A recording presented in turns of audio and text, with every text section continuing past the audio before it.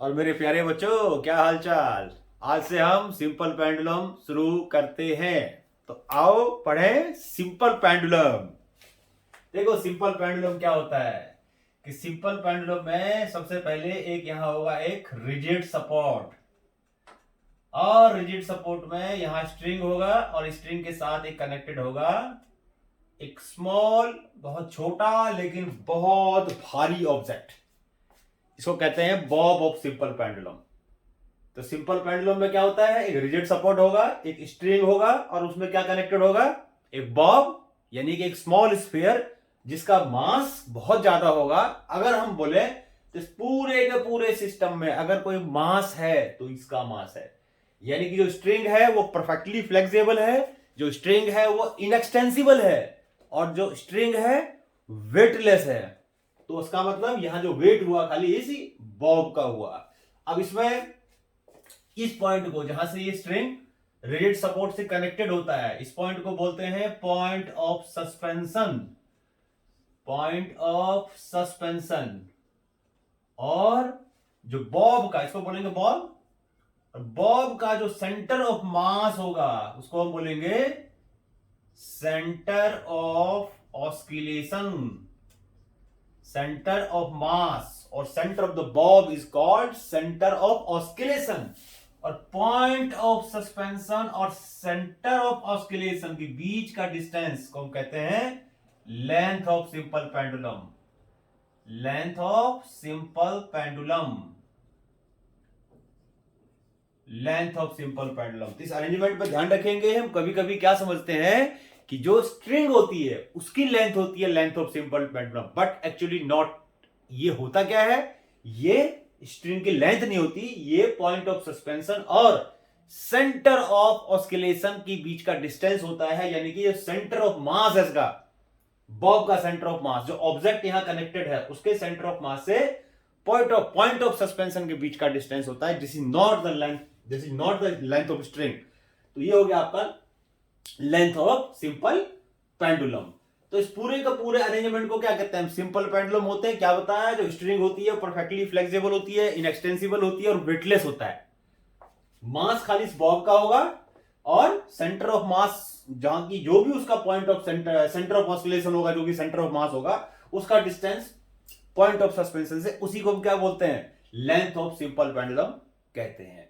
अब इसमें क्या करेंगे, सपोज करो ये जो हमने सिंपल पेंडुलम लिया, अगर हम उसको मीन पोजीशन से डिस्प्लेस करेंगे, थोड़ा सा, ज्यादा डिस्प्लेस नहीं करना है। ज्यादा अगर डिस्प्लेस करोगे तो जो उसका मोशन है वो स्ट्रेट लाइन मोशन रह नहीं रहेगा फिर, क्योंकि मैंने आपको बताया था कि सिंपल पेंडुलम में जो एसएचएम में ये इक्वेशन होती है रिस्टोरिंग फोर्स की, और ये इक्वेशन तभी होगी, यानी कि स्ट्रेट लाइन इक्वेशन है, ये स्ट्रेट लाइन इक्वेशन तभी होगी जब बॉब को स्लाइटली डिस्प्लेस करेंगे फ्रॉम द मून मीन।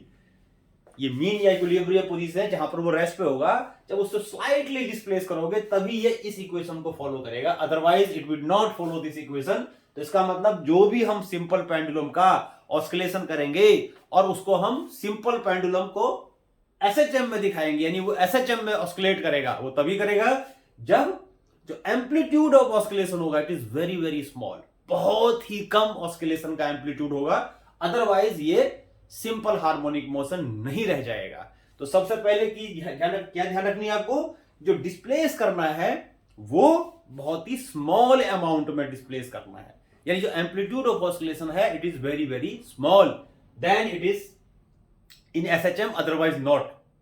समझ में आ गया। तो अभी हम क्या करते हैं, देखो हम क्या करते हैं, इसमें ये दिखाते हैं कि अगर एक सिंपल पेंडुलम को मीन से थोड़ा सा डिस्प्लेस किया और हमने उसको छोड़ दिया, रिलीज कर दिया, तो it will start oscillation in SHM, पहले हम शो करेंगे और फिर हम उसका टाइम पीरियड का फार्मूला ड्राइव करेंगे, और फिर हम देखेंगे उसमें कि क्या क्या चीजें जो टाइम पीरियड होती है कौन कौन सी चीजों पर डिपेंड करती है, किस किस चीजों पर डिपेंड करती है। तो मान लो ये हमने एक सिंपल पेंडुलम लिया और ये है इसकी मान लो मीन पोजीशन, और मीन से स्लाइटली इसको हमने डिस्प्लेस किया, स्लाइटली डिस्प्लेस किया, यहां तक लेके, मान लो ये बॉब को छोटा सा दिखा दिया मैंने, थोड़ा सा दिखा दिया बॉब, तो उसको हम स्लाइटली डिस्प्लेस करके लेंगे, यहां से लेके यहां तक लेंगे। ध्यान रखेंगे the amplitude of oscillation is very small. तो ये जो एंगल होगा ये एंगल भी बहुत स्मॉल होगा, let this angle is theta, और ये जो डिस्प्लेसमेंट है मान लो उसका एक्स या वाई कुछ भी ले लो आप, एक्स ले लिया मैंने इसको, तो ये जो जिसको हमने जो डिस्प्लेस किया means it is very small amount. तो अब यहां पर देखो इस पोजीशन पे जो बॉब का मास अगर हम m मान लें तो कितनी सारी फोर्सेज होंगी, एक तो होगा इसका वेट, और वेट हमेशा कहां एक्ट करता है, वर्टिकली डाउनवर्ड डायरेक्शन में एक्ट करता है, और दूसरा क्या होगा वेट के साथ होगा इसका टेंशन, तो टेंशन होगा along the string and always towards the point of suspension. अब जो mg है इसको रिजॉल्व कर सकते हो, देखो एक ये कंपोनेंट और एक ये कंपोनेंट, mg के कितने कंपोनेंट हो जाएंगे, इसके रेक्टेंगुलर कंपोनेंट्स हो जाएंगे, mg के दो कंपोनेंट हो जाएंगे, एक तो इधर और एक इधर, इसको हटा देते हैं यहां से, तो ये दो कंपोनेंट हो गए देखो mg के, एक इधर और एक इधर। तो अगर ये एंगल थीटा है तो this angle will be also theta, ये भी थीटा एंगल होगा क्योंकि ये पैरेलल लाइन है। ऐसे टेंशन को भी रिजॉल्व कर सकते हैं हम, तो मैं यहां पर mg को रिजॉल्व कर रहा हूं, तो ये mg हो गया, इधर हो गया आपका mg cos थीटा, और ये हो जाएगा आपका mg sin theta, mg sin theta. अब क्योंकि यहां पर हम देखेंगे कि ये जो सिंपल पेंडुलम है, हम यहां पर ये मान के चल रहे हैं कि इसका जो ऑस्किलेशन है हॉरिजॉन्टल है, यानी वर्टिकल मोशन इसमें नहीं है। इसका मतलब ये हो गया कि जो t cos थीटा, अगर ये थीटा है तो ये भी थीटा होगा, ये t cos थीटा हो जाएगा इसका, तो इसका मतलब ये हो गया जो t cos थीटा है ये mg के इक्वल होगा, और सेंटर की तरफ इसमें कौन सा फोर्स लग रहा है, what is the amount of force acting toward the mean. तो इक्विलिब्रियम पे क्या लिखेंगे इसको, इक्विलिब्रियम पे ये छोड़ो आप, इसको जरूरत भी नहीं है वैसे, यहां लिख देते, देखो यहां पर क्या लिखेंगे कि एट इक्विलिब्रियम, क्योंकि जो स्ट्रिंग है ना तो स्लैग कर रहा है ना ही टूट रहा है, इसका मतलब t और ये क्या होगा दोनों इक्वल होगा। तो दो रेक्टेंगुलर कंपोनेंट लिए, एक x ये ले लिया, ये हमने इसका y ले लिया है, तो इसका मतलब ये हो गया कि एट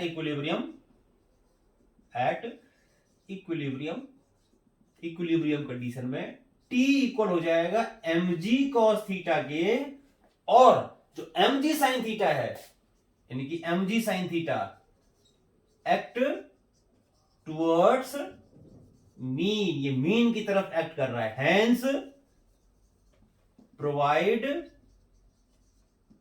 रिस्टोरिंग फोर्स। इसीलिए यही क्या है जो मीन की तरफ लगता है उसको रिस्टोरिंग फोर्स कहते हैं, हैंस प्रोवाइड रिस्टोरिंग फोर्स, और क्योंकि मीन की तरफ एक्ट कर रहा है, आप देख सकते हो फोर्स और डिस्प्लेसमेंट दोनों एक दूसरे के ऑपोजिट डायरेक्शन में है, तो F इक्वल टू क्या कह सकते हैं माइनस mg sin थीटा, और अगर थीटा होता है स्मॉल तो साइन थीटा को हम लिख देते हैं थीटा, तो थीटा कर दिया, क्यों किया, क्योंकि theta is very small, theta जो है बहुत छोटा है, तो sine theta can be written as theta, तो ये हमने इसको ऐसे लिख दिया। ऐसे ही अगर थीटा स्मॉल होगा तो कॉस थीटा हो जाएगा 1, टेन थीटा हो जाएगा theta, sine theta is also nearly equal to theta, तो ये थीटा हमने डाल दिया। अब एक फार्मूला आप में पता होगा मैथ्स में, थीटा होता है arc upon radius if theta is very small, तो थीटा के सामने जो एंगल हो गया ये आर्क है, और ये इसका रेडियस है विच इज एल, यानी कि लेंथ ऑफ सिंपल पेंडुलम, ये भी एल होगा और ये भी एल होगा, ये भी एल होगा, तो यहां पर हम लिख सकते हैं थीटा की जगह आर्क अपॉन रेडियस। आर्क यहां पर क्या है, आर्क है हमारा एंगल के सामने जो होता है, ये तभी होता है ध्यान रखना है फार्मूला जब एंगल बहुत कम हो, नहीं तो इस फार्मूले को हम यूज नहीं कर सकते। तो SHM तभी होगा जब amplitude of displacement is very small, x will be very small as well as theta will be also very small, तो ये सारी कंडीशन हम लेके चल रहे हैं। तो x अपॉन l, तो ये आ गया देखो F equal to minus mg into x upon l। अब यहां पर एक चीज देखो कि ये चीज तो कांस्टेंट होगा ना, ये चीज थोड़ी वेरी करेगा, ये चीज थोड़ी वेरी करेगा, यानी कि mg by l is constant, क्योंकि यहां पर डिपेंड क्या कर रहा है कि वेरी क्या कर रहा है x, कि हम उसको मीन से कितना डिस्प्लेस कर रहे हैं, बाकी m g और l तो कांस्टेंट है, तो this can be written as k, f equals to minus kx, देखो where k is what, where k equals to mg by l, ये हमारा k हो गया, mg बाई l k हो गया। अब इसमें एक चीज देखो ध्यान से कि जब ये mg बाई l हो गया तो तो और k की वैल्यू क्या होती है, हमें पता है k equals to omega m by k क्या होता है, ओमेगा स्क्वायर। अगर यहां से करेंगे तो m बाई k हो जाएगा, that will be omega square, है ना। तो k की वैल्यू mg बाई l होगी। तो डायरेक्ट हम फार्मूला यूज करते हैं, हमें पता है कि बार बार ड्राइव क्या करें चीज को, t equals to 2 pi under root m by k। देखो पहले हमने यहां शो कर दिया कि इसका ऑस्किलेशन कैसा है, एसएचएम में है कि अगर हम सिंपल पेंडुलम को मीन पोजीशन से डिस्प्लेस करेंगे very small amount, the restoring force will be like this, where k is like this and time period is, we know, if this is the equation of SHM, तो time period की क्या हो जाएगी equation, 2 pi under root m by k। k की value डाल देते हैं इसमें mg बाई l, तो टाइम पीरियड हमारा हो जाएगा देखो t equals to 2 pi under root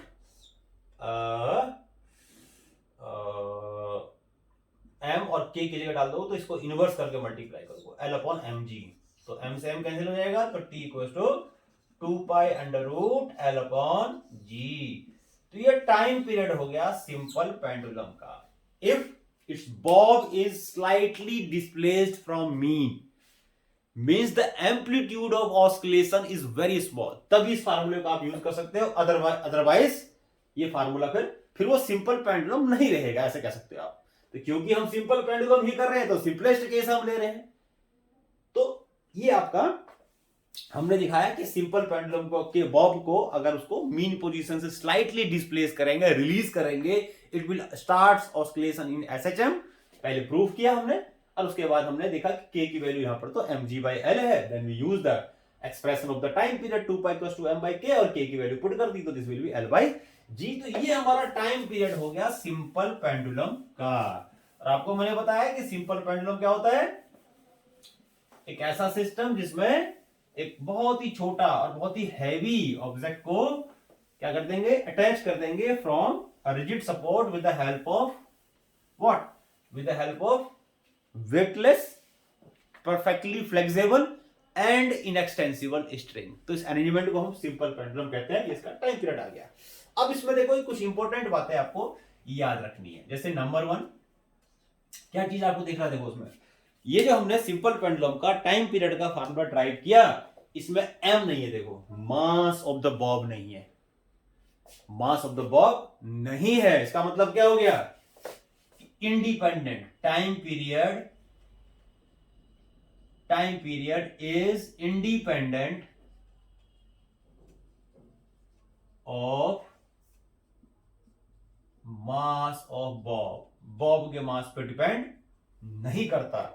अगर मैं एक सिंपल पेंडुलम लेता हूं और इसमें एक बॉब लगाता हूं, दूसरा सिंपल पेंडुलम लेता हूं, बड़ा बॉब लगाता हूं, बड़ा का मतलब ज्यादा, बॉब का मास ज्यादा है, दोनों की लेंथ सेम है, इसकी भी लेंथ m l है, इसकी भी लेंथ l है, हालांकि इसका मास कैपिटल M है, इसका मास स्मॉल m है, capital M is much larger than small m, but the time period of both pendulum 1 and 2 will be same, under root 2 pi under root L by G, because the time period of simple pendulum is independent of the mass of the bob, Bob के मास पे depend नहीं करता। जब तक simple pendulum की length same रहेगी, जी same रहेगा, time period will same.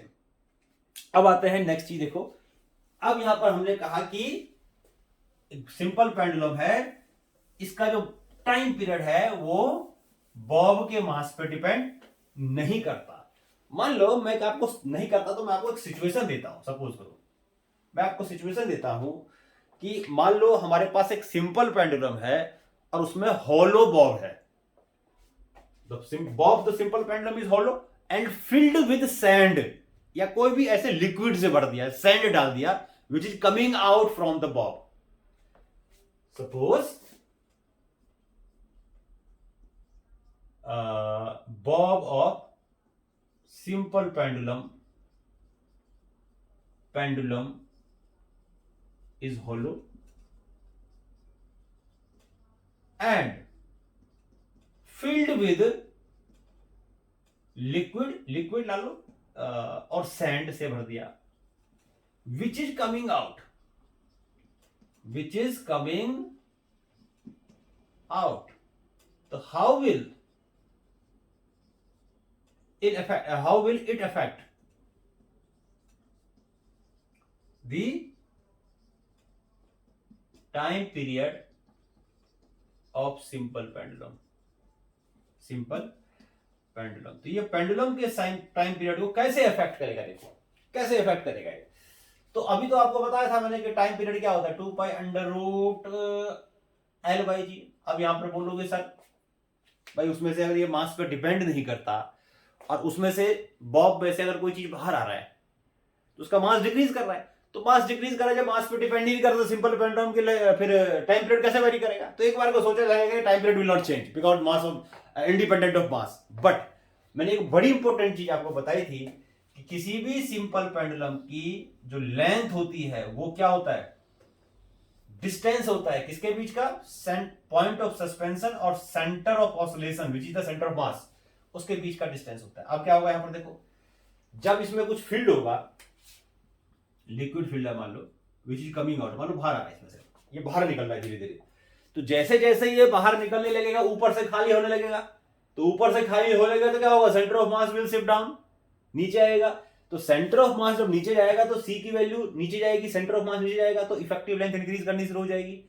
तो जब तक ये पूरा खाली होगा तब तक इसका सेंटर ऑफ मास कहां चला जाएगा, नीचे। जब पूरा खाली होगा फिर सेंटर ऑफ मास सेंटर पर आ जाएगा। तो क्या हो गया, जब तक ये during the process the centre of mass will fall down and the length of simple pendulum increase, and when it becomes, therefore time period will also increase, and when it becomes completely empty the center of mass again comes at the center and the time period again decrease या remains same। जब वो पूरा field था उतना ही हो जाएगा। तो क्या बोलेंगे इसको, during the process centre of mass will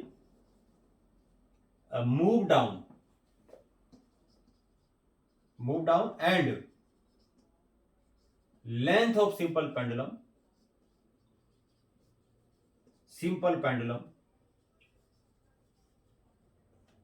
will increase, length of simple pendulum will increase, hence time period will increase।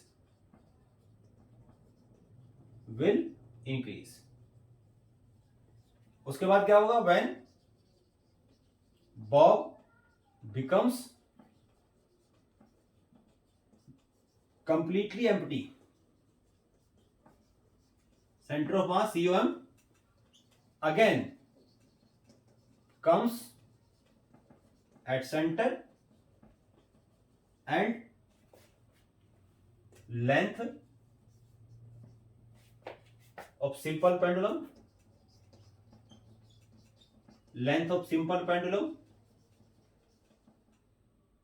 decrease, hence time period will decrease,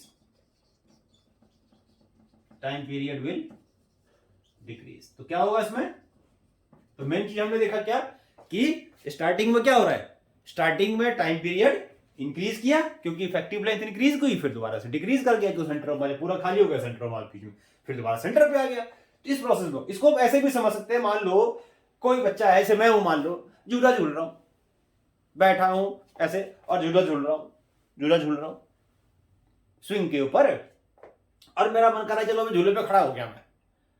तो अगर वही मैं झूले पे खड़ा हो गया तो झूले पे खड़ा होते क्या होगा भाई, सेंटर ऑफ मास फिर ऊपर चला जाएगा। ऐसे मानो ना, जैसे ये स्विंग है और स्विंग पे मान लो कोई यहाँ बैठा हुआ है, ये बैठा हुआ है स्विंग के ऊपर, यहाँ तो बैठा हुआ है, और जैसे ही ये खड़ा हो गया तो खड़ा हो गया का मतलब ये ऐसे हो जाएगा। तो सेंटर ऑफ मास पहले यहाँ था, सेंटर ऑफ मास अब यहाँ चला जाएगा। तो पहले लेंथ जो थी वो इतनी थी, अब लेंथ जो हो गई इतनी हो गई। सेम केस जैसे यहाँ पर हुआ, तो सेंटर ऑफ मास जो आ गया खड़े होने से क्या हो गया, वो सेंटर ऑफ ऑसिलेशन के पास में आ गया, नजदीक आ गया, तो length of simple pendulum decrease हो गया, तो time period will also decrease. तो अगर कोई स्विंग पे बैठा हुआ है और अचानक वो उठ जाता है ड्यूरिंग द प्रोसेस, तो टाइम पीरियड क्या हो जाएगा उसका, डिक्रीज कर जाएगा, क्योंकि centre of mass will move up, ये centre of mass will move towards the point of suspension. तो इफेक्टिव लेंथ फिर कब हो जाएगी, तो time period will also decrease. तो इसको हम ऐसे भी समझ सकते हैं कि सेंटर ऑफ मास अगर नीचे जा रहा है, सिंपल सी याद रखो, जो प्रोसेस चल रहा है उस प्रोसेस में अगर सेंटर ऑफ मास नीचे जा रहा है, इफेक्टिव लेंथ बढ़ेगी, टाइम पीरियड इंक्रीज करेगा। ऊपर जा रहा है, सेंटर ऑफ मास अगर मूविंग अप ऊपर जा रहा है, तो टाइम पीरियड लेंथ डिक्रीज करेगा, तो टाइम पीरियड विल डिक्रीज। तो ये चीजें हो गई। कई बार कैसा लगता है कि मास चेंज नहीं हो रहा लेकिन फिर भी टाइम पीरियड चेंज हो रहा है, क्यों? क्योंकि सेंटर ऑफ मास की पोजीशन हम चेंज कर देते हैं ये प्रोसेस को कर करके। तो इस तरीके से हम देखते हैं कि टाइम पीरियड तो सिंपल पेंडुलम का चेंज हो गया जबकि मास चेंज नहीं हुआ था। इसके एक केस में मास चेंज हुआ, एक में नहीं हुआ। तो मास पर तो इंडिपेंडेंट नहीं करता है, डिपेंड नहीं करता, लेकिन लेंथ ऑफ सिंपल पेंडुलम जो होती है वो स्ट्रिंग की लेंथ नहीं होती, ये सेंटर ऑफ मास और पॉइंट ऑफ सस्पेंशन के बीच का डिस्टेंस होता है। अगर ये चेंज होगा the time period will change. अब क्या करते हैं, देखो उसमें हम अलग अलग केसेस लेते हैं और देखते हैं कि उन प्रोसेस को अच्छा करने से कि सिंपल पेंडुलम के टाइम पीरियड में क्या चेंज आएगा। अच्छा एक चीज बताता हूं, मान लो एक सिंपल पेंडुलम है, उसको हम यहां से लेकर के हिल पे ले गए। Suppose simple pendulum is taken to hill, तो ऊपर अगर ले गए तो यानी ये केस और बता रहा हूं कि suppose a simple pendulum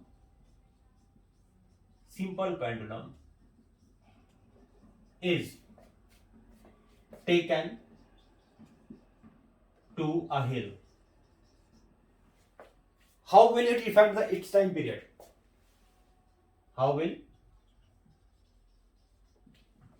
it affect its time period?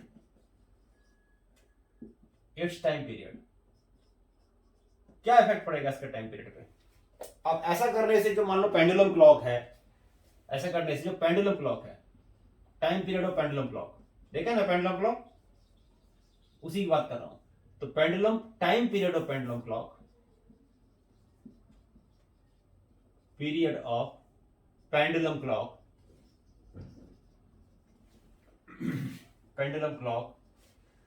will time period of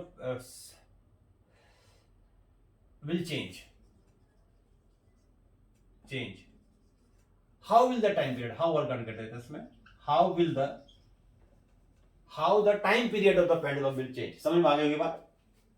अच्छा इसमें एक और चीज कर देते हैं, it will gain or lose time per day।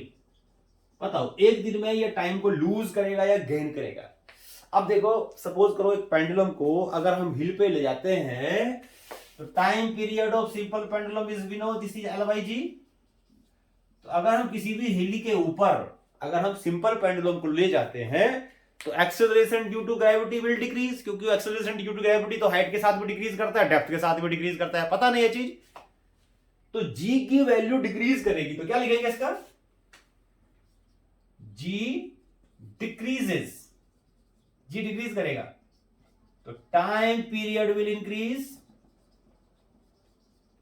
तो टाइम पीरियड जो होगा वो इंक्रीज करेगा क्योंकि जी की वैल्यू डिक्रीज कर रही है हिल के ऊपर जाने से। ऐसे ही हम अगर डेप्थ पे जाते हैं, अगर अर्थ के अंदर मान लो गड्ढा खोद के अंदर घुस जावे पेंडुलम को लेकर हिला अंदर जाके, तो क्या होगा वहां पर भी क्या होगा, टाइम जी की वैल्यू चेंज डिक्रीज कर देगी तो वहां पे टाइम पीरियड विल इंक्रीज, वहां भी टाइम पीरियड इंक्रीज करेगा। तो यहां भी इंक्रीज कर रहा है क्योंकि जी की वैल्यू डिक्रीज करती है, क्योंकि हम तो हमेशा डिक्रीज करती है, चाहे हाइट पे जाओ चाहे डेप्थ पे जाओ। अब यहां पर देखो नेक्स्ट पार्ट से पूछा है कि how the time period of pendulum will change, तो लिख दिया the time period will increase. उसके बाद कह रहा है कि जैसे आपने देखा होगा जो पेंडुलम क्लॉक होते हैं, देखा है पेंडुलम क्लॉक हो गया, उसके नीचे पेंडुलम लगा होता है, ऑसिलेट करता रहता है। तो वो उस पेंडुलम को सेकंड पेंडुलम कहते हैं। कभी आप देखना ध्यान से कि वो 2 सेकंड में यहां है गया आया, 2 सेकंड में चक्कर काटेगा, that is called second pendulum. तो नॉर्मल जैसे अर्थ के सरफेस पे होगा तो time period of oscillation will be 2 second. अब उसको हम मान लो किसी हिली एरियाज में ले गए तो टाइम पीरियड उसका इंक्रीज किया ना, तो सबसे पहली बात तो टाइम पीरियड जब इंक्रीज हुआ तो क्लॉक बिकम स्लो। पहले वो 2 सेकंड में एक चक्कर काट रहा था, अब वो 2 से ज्यादा टाइम लेगा चक्कर काटने के लिए, because time period is will now increase, time period उसका इंक्रीज कर जाएगा। तो जब क्लॉक स्लो हो जाएगा, मान लो क्लॉक स्लो हो गया, टाइम पीरियड उसका इंक्रीज कर गया, तो वो लूज करेगा कि गेन करेगा टाइम को, तो it will lose the time. जैसे पहले 24 घंटे में एक चक्कर काट रहा था ना, तो अब क्या करेगा, अब वो क्या करेगा, सेम टाइम को कवर करने में ज्यादा टाइम लेगा, तो it will lose the time per day. It lose the time per day. यानी 1 घंटे में 24 घंटे हो चुका होगा, लेकिन फिर भी वो कम टाइम दिखाएगा, क्योंकि उसका टाइम पीरियड बढ़ गया है। अब वो 2 की जगह ज्यादा टाइम चेक कर ले, यानी 24 घंटे में उसको ज्यादा टाइम देना पड़ेगा उसको, तभी तो स्लो हो गया। तो इसका मतलब 24 घंटे अगर हो जाएंगे तो इसका मतलब उसका टाइम क्या होगा, 24 घंटे से कम दिखा रहा होगा, वो 23 घंटा दिखा रहा होगा, 22 घंटा दिखा रहा होगा, डिपेंड करता है, 22 या 23 जो भी दिखा रहा होगा, डिपेंड करता है कितना डिक्रीज किया है, कितना इंक्रीज किया उसका टाइम पीरियड, उस हिसाब से वो वॉच स्लो हो जाएगी और वो टाइम को पर डे में लूज करेगा, हाफ एन आवर, 1 आवर जो भी है, तो कुछ ना कुछ वो जरूर लूज करेगा। तो इस तरीके से हम देख रहे हैं कि टाइम पीरियड में क्या चेंज आएगा। तो ये तो बात हो गई मास की, लेंथ की, और एक केस हमने देखा जी की। अब हम इसमें देखो कुछ और केसेस बनाते हैं और देखते हैं कि वहां पर जो टाइम पीरियड होता है पेंडुलम का कैसे चेंज होता है। अब यहां पर हम सभी जगह एक चीज बात करेंगे इफेक्टिव जी की, कि जी इफेक्टिव क्या हुआ। देखो सभी केसेस में अगर हम देखें तो जी की वैल्यू चेंज हो रही है। हिल पे गए तो जी अलग था, है ना भाई। अगर हम जी में मास चेंज नहीं कर रहे, सेंटर ऑफ मास को चेंज नहीं कर रहे, लेकिन जी की वैल्यू चेंज हो रही है, तो जी का मतलब आपको जी इफेक्टिव लेना है। तो जी इफेक्टिव कितना होगा वो डिपेंड करता है अलग अलग सिचुएशंस पे। जैसे यहां पर हमने देखा कि हाइट पे गई तो जी की वैल्यू कम हो गई, डेप्थ पे जाएंगे तो की वैल्यू जी की चेंज, जी इफेक्टिवली इंक्रीज। तो और कैसे केसेस में जी चेंज होता है देखो, जैसे सपोज करो एक में सिचुएशन, हाँ बच्चों अभी एक और केस लेते हैं इसमें हम ये लेते हैं कि मान लो एक सिंपल पेंडुलम है और सिंपल पेंडुलम एक लिफ्ट के अंदर है। मान लिया ये लिफ्ट के अंदर है और ये लिफ्ट ऊपर की तरफ जा रहा है with an acceleration A. Let the lift is moving up with an acceleration A.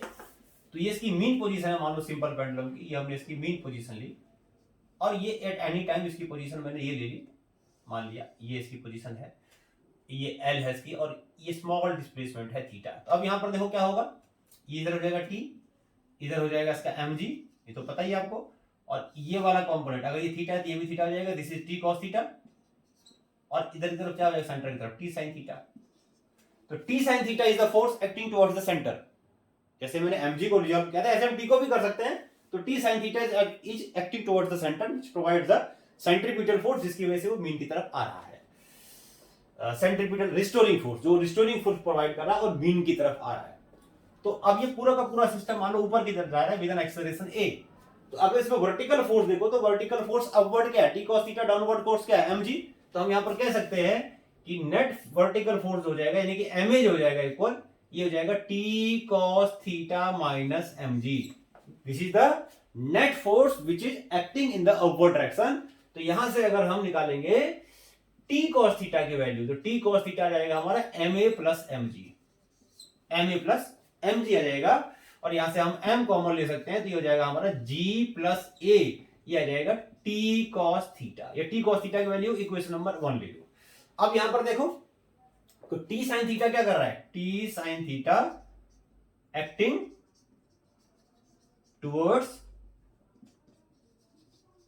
Towards कहां, acting towards mean, hence provide restoring force provide कर रहा है। Therefore we can say F equals to क्या, minus T sine theta.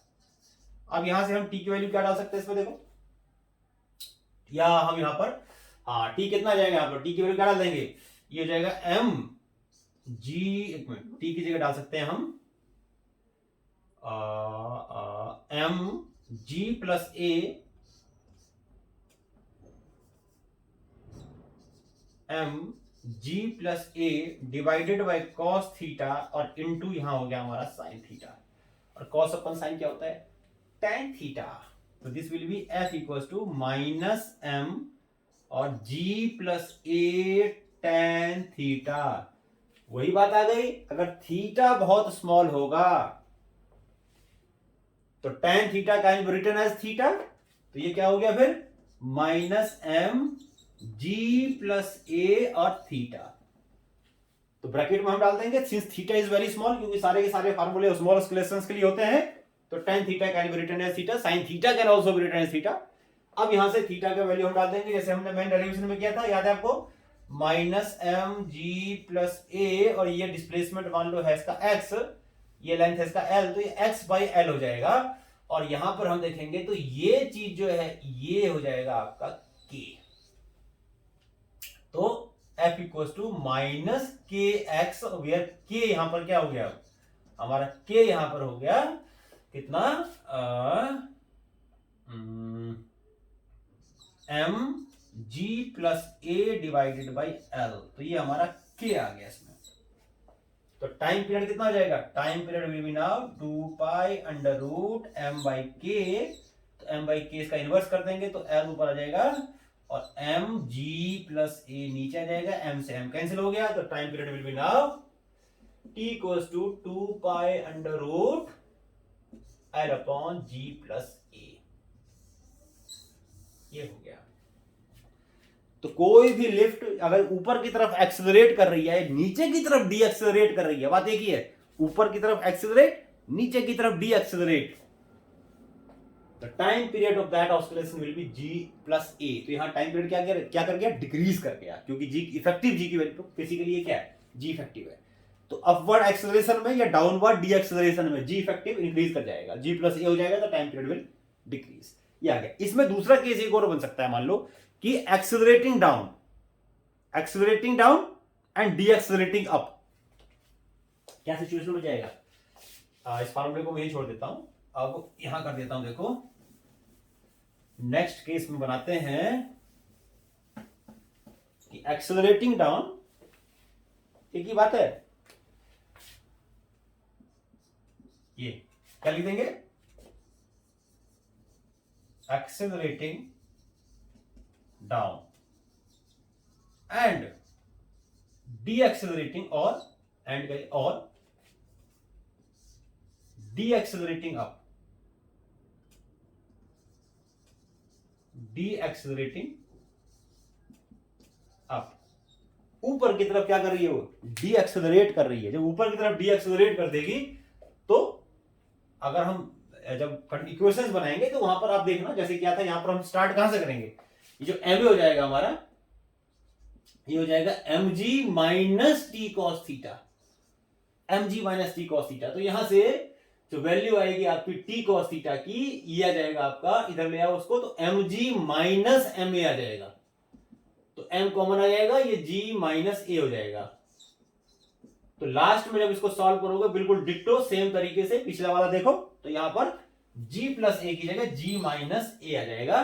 The time period will be now 2 pi under root of L upon G minus A. ये दो cases हो गए, ध्यान रखेंगे इसमें कि अगर कोई भी, ये समझ में आ गया होगा, बिल्कुल वैसे ही करना है, मैंने पूरा नहीं किया इसको क्योंकि बिल्कुल वैसे ही पहले की तरह ही है जो हमने अभी किया था, बस मैं यहां पर क्या किया था, एम ए इक्वल टू था T cos theta minus M G, क्योंकि अपवर्ड फोर्स ज्यादा था, डाउनवर्ड फोर्स कम था, इसलिए ऊपर एक्सेलरेट कर रहा था। अब यहां पर क्या कर रहा है, नीचे एक्सेलरेट कर रहा है, इसका मतलब डाउनवर्ड फोर्स ज्यादा है, अपवर्ड फोर्स कम है, तो ज्यादा में से कम माइनस किया, चलेगी तो ज्यादा की ना, तो ज्यादा में से कम माइनस किया, नेट फोर्स आ गया।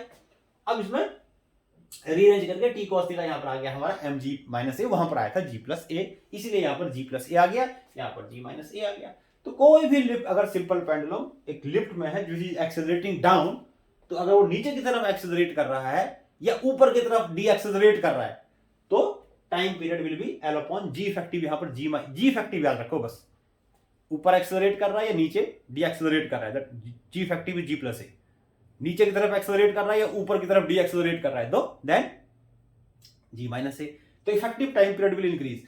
तीसरा सिचुएशन ये बनता है कि मूविंग अप और डाउन विद यूनिफॉर्म वेलोसिटी। इसमें एक और चीज याद रखो, if the lift is moving up and down with uniform velocity, एक मिनट जरा मार्कर ले लूं मैं, हाँ, अगर एक सिचुएशन और बनाए इसमें,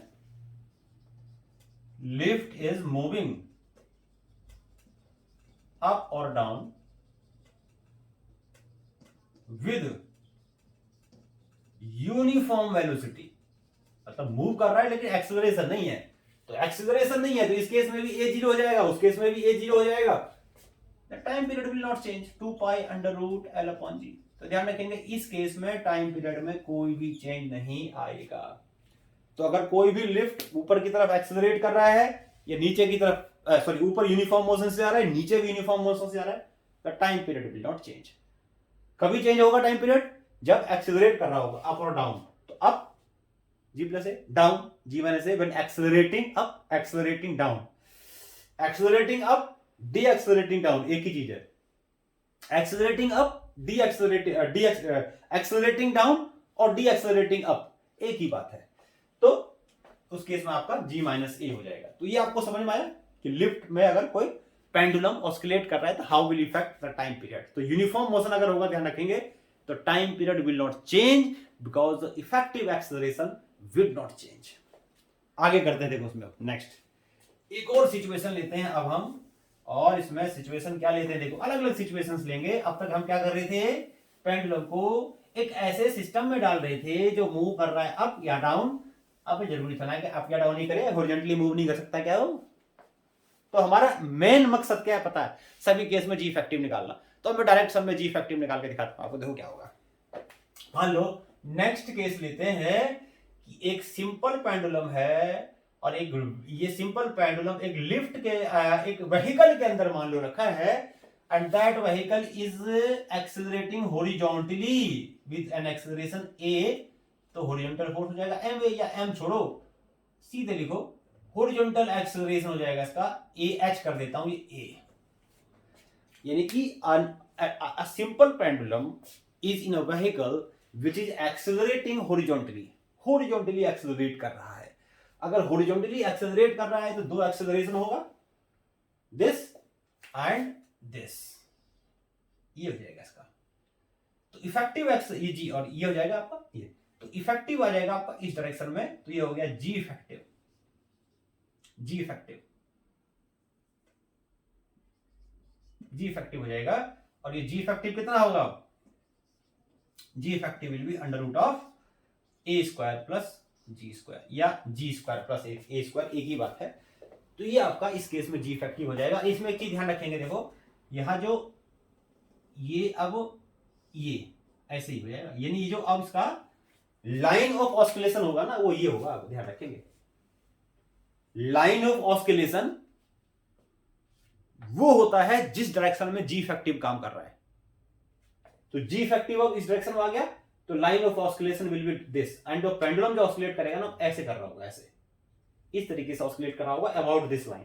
this is the mean position now, not this is mean position, this is the mean position now, ठीक। तो उस केस में आपका ये हो जाएगा, और टाइम पीरियड फिर क्या हो जाएगा, time period 2 pi under root L by G, G effective is under root of A square plus G square, ये जाएगा। इस केस में भी अगर यूनिफॉर्म मोशन है, इफ यूनिफॉर्म मोशन अगर हॉरिजॉन्टली है और यूनिफॉर्म मोशन है, मान लो लिफ्ट है, लिफ्ट कह रहा हूं, एक व्हीकल है और vehicle is moving uniformly, horizontally direction में जा रहा है लेकिन यूनिफॉर्म मोशन है, तो यूनिफॉर्म मोशन के केस में ए यहां भी क्या आ जाएगा, 0। तो time period will again 2 pi under root of L upon G. तो टाइम पीरियड इसका ये हो जाएगा इस केस में 2 pi under root L upon G. तो ये हमारा टाइम पीरियड हो गया सिंपल पेंडुलम का, इस केस में हो गया। क्लियर है। इसमें एक और केस बन सकता है, देखो बिल्कुल वैसा ही केस बन सकता है कि इसको इरेज कर करके पॉज कर करके नोट करते रहो उसको, है ना।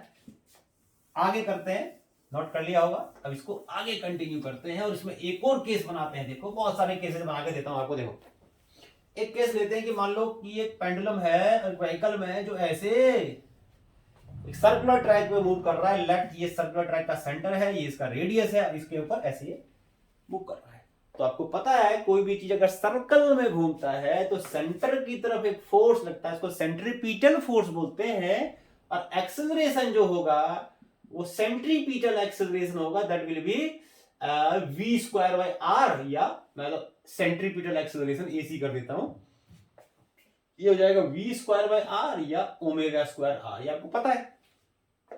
और एक एक्सेलरेशन होगा वर्टिकली डाउनवर्ड, यहां अगर मैं इसका डायग्राम यहां बनाऊं तो यहां पर भी ऐसे दिखा सकता हूं। देखो ये हो गया g, ये हो गया आपका सेंट्रीपिटल एक्सेलरेशन, हॉरिजॉन्टली होगा टुवर्ड्स द सेंटर। तो line of action again will this, और ये अगर पेंडुलम मान लो ऐसे है ना, ये व्हीकल अगर ऐसे है, इस लाइन पे था व्हीकल, अब इसका लाइन ऑफ एक्शन ऐसे हो जाएगा, ये इस तरह से आ जाएगा। अब ये मतलब ऐसे मान लो इधर शिफ्ट कर दिया इसका line of oscillation, mean position अब इधर चला गया। तो इधर क्या जाएगा जी इफेक्टिव, और जी इफेक्टिव आपको कितना आ जाएगा अंडर रूट ऑफ वही ए C square plus G square, जैसे इससे पहले वाले केस में था। अब यहां पर ए सी स्क्वायर ऐसे आप निकाल सकते हो। आपको पता होना चाहिए कि कौन सी स्पीड से सर्कुलर मोशन में मूव कर रहा है व्हीकल।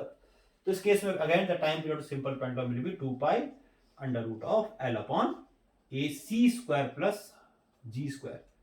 तो इस केस में यूनिफॉर्म मोशन वाली बात नहीं है, क्योंकि सर्कल में कोई भी अगर ऑब्जेक्ट घूमता है स्ट्रेट लाइन पे यूनिफॉर्म मोशन पॉसिबल है ना। यहां पर क्या है accelerated motion will be always, क्योंकि वेलोसिटी का डायरेक्शन हमेशा चेंज होता है, तो ये एक्सेलरेटेड मोशन ही होगा हमेशा, तो ये यहां पर कभी जीरो नहीं हो सकता। तो टाइम पीरियड हमेशा सर्कुलर पाथ में हमेशा ऐसे ही होगा। अगर पेंडुलम एक व्हीकल में है जो सर्कल में रिवॉल्व कर रहा है, then always the time period will be this. एसी हम इस तरीके से पता कर लेंगे। अब देखो एक और केस लेते हैं, इसमें पॉज करके नोट करते रहो सब चीजों को। अब इसमें एक और केस लेते हैं, देखो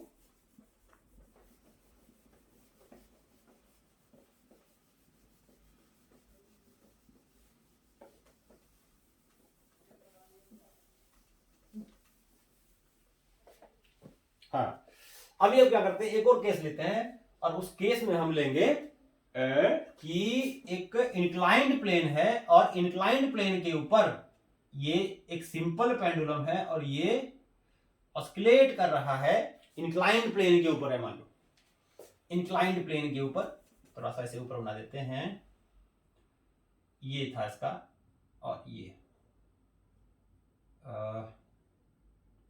इस तरीके से होगा ऐसे। तो इधर क्या हो गया इसका वर्टिकल डाउनवर्ड क्या होगा वेट होगा ना, दिस विल बी mg है ना।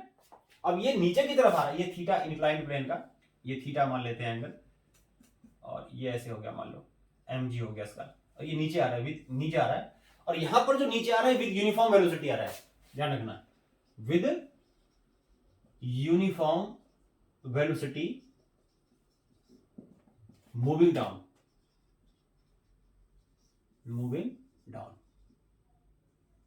यूनिफॉर्म वेलोसिटी से नीचे की तरफ आ रहा है। तो नीचे की तरफ आ रहा है, तो ये जो हमारा mg है, इसको चलो यहां से सही से डायग्राम बनाते हैं,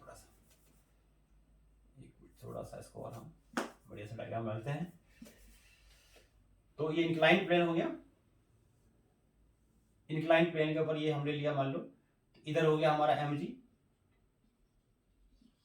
इधर क्या हो जाएगा ऐसे, अगर ये थीटा है तो ये भी एंगल थीटा होगा, both angle will be theta है ना।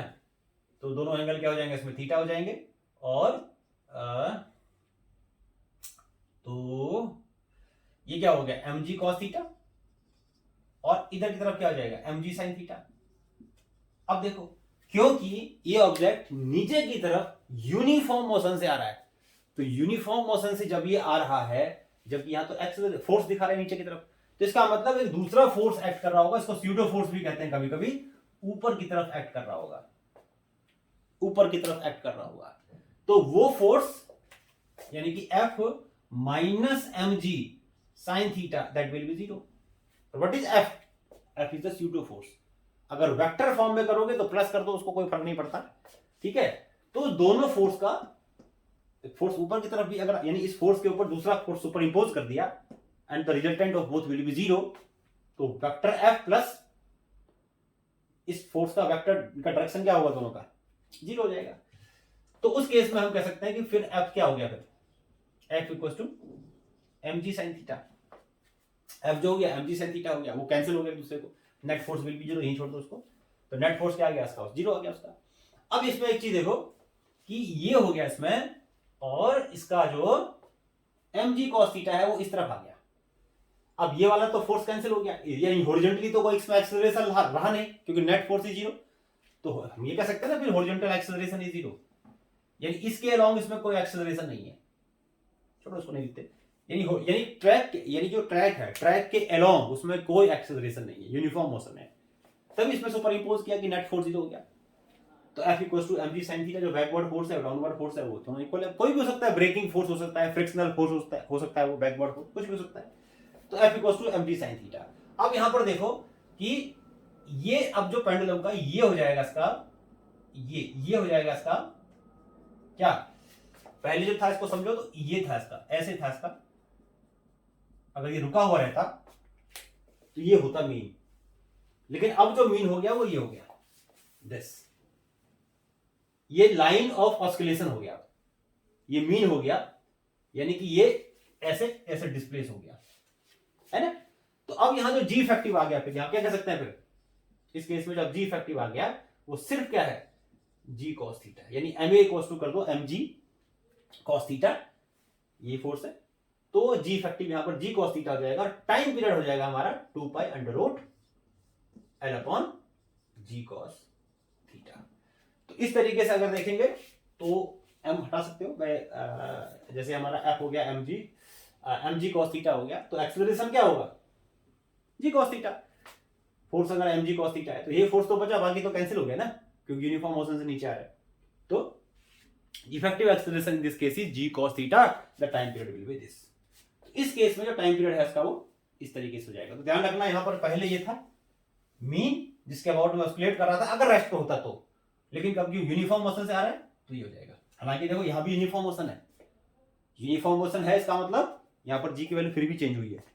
क्यों चेंज हुई है, क्योंकि एक फोर्स यहां पर इंक्लाइंड प्लेन पे डाउनवर्ड डायरेक्शन में लगेगा, तो फिर क्योंकि यूनिफॉर्म मोशन में जितना डाउनवर्ड फोर्स है उतना ही फिर एक अपवर्ड फोर्स होना चाहिए, स्यूडो फोर्स भी कहते हैं कभी कभी इसको, दोनों को सुपर इंपोज कर दोगे net force will be zero,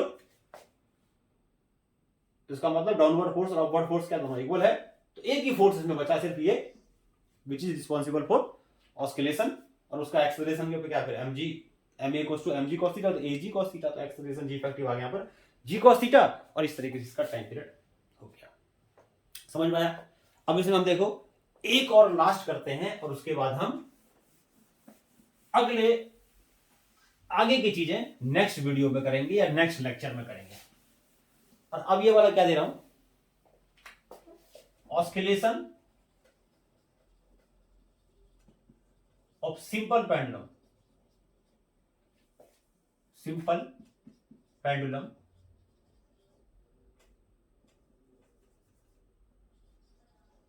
pendulum in a liquid of density rho मान लीजिए, एक पेंडुलम को का बॉब मान लो एक लिक्विड के अंदर है, ऑस्किलेट कर रहा है, ऑस्किलेट कर रहा है, तो वहां पर टाइम पीरियड क्या होगा, लिक्विड की डेंसिटी हमने रो मान लेते हैं, और सिग्मा मान लेते हैं बॉब की density, density of the material of Bob, density of material of Bob. तो यहां पर भी आपको क्या निकालना है, यहां पर भी आपको जी इफेक्टिव निकालना है। जी इफेक्टिव कैसे निकालोगे, देखो जैसे ये बॉब है, ध्यान रखना मैंने बताया कि सिंपल पेंडुलम का जो मास होता है खाली बॉब का मास होता है, और ये एक लिक्विड में डाल दिया, ये लिक्विड में डाल दिया, तो लिक्विड के अंदर डालते ही उस पर क्या लगेगा, एक अप थ्रस्ट लगेगा। अप थ्रस्ट का मतलब force of buoyancy, buoyant force लगेगा। पता है ना बायंट फोर्स क्या होता है, बायंट फोर्स मतलब wait of the liquid displaced, तो जितनी भी लिक्विड को डिस्प्लेस्ड करेगा उसका जो वेट होगा उतना उस पर अप थ्रस्ट लगेगा। तो इफेक्टिव डायरेक्ट निकाल देता हूं, तो इफेक्टिव वेट कितना होगा बताओ उसका, effective weight will be now, जो इफेक्टिव वेट हो जाएगा इसका वो हो जाएगा हमारा